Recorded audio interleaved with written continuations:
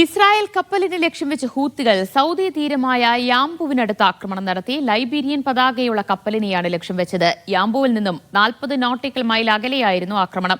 ജീവനക്കാർ സുരക്ഷിതരാണെന്ന് കമ്പനി വിശദീകരിച്ചു. സൗദിയുടെ ചെങ്കടൽ തീരത്തുള്ള യാൻബു തുറമുഖ നഗരത്തിൽ നിന്നും 40 നോട്ടിക്കൽ മൈൽ അകലെയാണ് ആക്രമണം നടന്നത്. ഇസ്രായേൽ ഉടമസ്ഥതയിലുള്ള സ്കാർലറ്റ് റേ എന്ന കെമിക്കൽ ടാങ്കറിനെയാണ് ഹൂത്തികൾ ലക്ഷ്യം വെച്ചത്. ലൈബീരിയൻ പതാകയുള്ള ഈ കപ്പലിന്റെ ഉടമസ്ഥ കമ്പനി സിംഗപ്പൂർ ആസ്ഥാനമായ ഈസ്റ്റേൺ പസഫിക് ഷിപ്പിംഗ് ആണ്. ഇസ്രായേൽ സമ്പന്നനായ ഇദ ഓഫറിന്റെ ഉടമസ്ഥതയിലുള്ളതാണ് ഈ കമ്പനി. ആക്രമണത്തിന് ഉപയോഗിച്ച മിസൈൽ കപ്പലിന് സമീപത്താണ് പതിച്ചത്. എല്ലാ ജീവനക്കാരും സുരക്ഷിതരാണെന്ന് കമ്പനി പ്രസ്താവനയിൽ അറിയിച്ചു. UK ആസ്ഥാനമായ വാൻഗാർഡ് ടെക് എന്ന മാരിടൈം റിസ്ക് മാനേജ്മെന്റ് കമ്പനിയുടെ ഇന്റലിജൻസ് മേധാവി എല്ലി ഷെഫീഖ് ആക്രമണ വിവരങ്ങൾ സ്ഥിരീകരിച്ചു.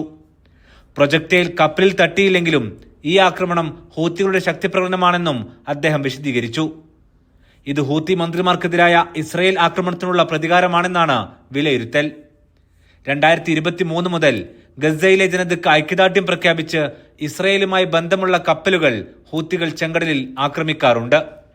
Aftab Rahman, media 1, Riyadh.